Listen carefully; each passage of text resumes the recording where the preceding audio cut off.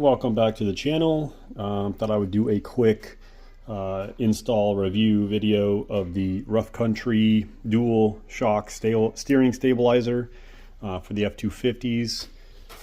What year is this? From 05 to 22 it says.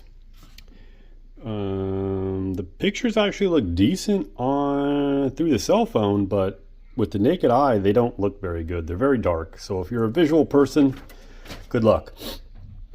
Which is actually why I kind of put everything together, just so I could visualize how everything would sit. For the most part, everything's nice. I'm assuming that depending on the year vehicle you have, you're only going to use 2 of these bolts. They are obviously different. And then there's 2 sets of holes side by side. So again, I'm assuming that which set of holes and which pair of bolts is going to be based off your model year. Seemed like decent quality. It's got a couple of problems. This, I don't know if you can see it, that's not stuck on the powder coating, that's coming through it. I'm not sure what that is, but it's also right there on that weld. And there's another spot, you can see it right there, right there.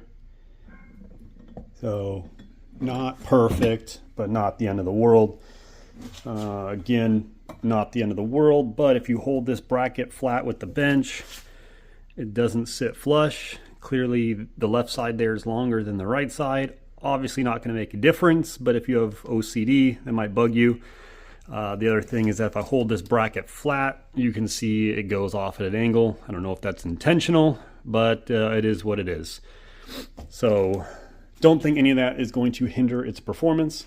The other drawback was these had to be run down with the impact because the powder coating or whatever coating this is on the U-bolt was too thick to just thread it on by hand. Did not have that problem with these, so maybe I just got the one bad U-bolt. Not the end of the world. Took a couple seconds, but figured I would point it out.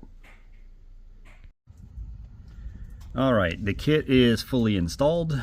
I didn't film the installation just because it's pretty intuitive, very simple to do, almost impossible to do it wrong. There's already videos on the internet, blah, blah, blah. So it's installed, it looks good. I took it for a test drive. Didn't go off-roading, but driving on the street, you can tell the steering is definitely firmer. I'm happy with that. I would imagine you'd notice more of a difference if if you were going off-road and stuff like that, but I don't really do much of that with my truck. Overall, I would say it's worth the money. It was only 130 bucks, and compared to some of the other kits that have really expensive shocks on it, they can be $400+ I don't think you're getting hundreds of extra dollars worth of value if you go with the more expensive kit. If you have money burning a hole in your pocket, go ahead and get the ones with the Fox shocks if you want. But these cheapy shocks seem to be doing the job. The steering feels much firmer. It isn't all loosey-goosey just driving down the street. Not that everything was worn out before. I don't want you to think I put this on as a band-aid for having worn out suspension stuff. It wasn't. Everything was nice and firm before. It's just firmer now. The only thing I would say, I don't really like the Rough Country logo right in the middle. I kind of wish that was solid, but I get it. They want to show off their brand and advertise and stuff like that. So it is what it is. If these shocks take a dump early, I can always put better shocks on there, but considering it's really just a steering stabilizer, it's not, the shocks that the vehicle's actually riding on, I would say inexpensive Rough Country shocks are gonna hold up, for a decent amount of time. So anyways, I guess to sum it up, I would say it's worth the money, even though it's not 100% perfect, which I pointed out some of the things I didn't like before. But for the money, it's worth every penny. And I don't think that $400 or $500 steering stabilizer kit is going to get you that much more quality.